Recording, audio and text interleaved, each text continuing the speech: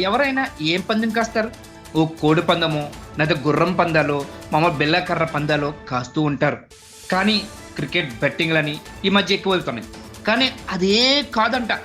దానికి ట్రెండీగా ఆలోచించాడంట ఆ యువకుడు. ఏంటని చూస్తే ఆ యువకుడికి కాసిన పందెం ఏంటో తెలుసా? 5 ఫుల్ బాటిల్ తాగితే 10,000 ఇస్తానన్నారట తోటి స్నేహితులు. దానికి ససిమేరా అన్నాడంట.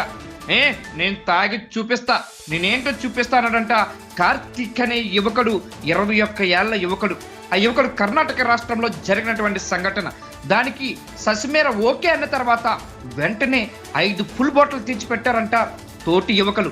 పెట్టిన మరుక్షణమే 10,000 కోసం పందెం కాసిన ఆ కార్తీక్ టక టక టక తాగేశాడంట.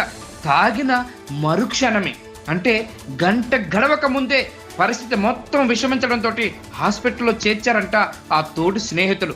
చేర్చిన గంటన్నర తర్వాత చికిత్స పొందుతూ మృతి చెందాడు ఆ యువకుడు. అట్లాగే ఏదేమైనా దేశంలోని ఇట్లాంటి పందాలు కాసి ప్రాణాల మీద తెచ్చుకుంటున్నారు. జాగ్రత్తనే చెప్పవచ్చు.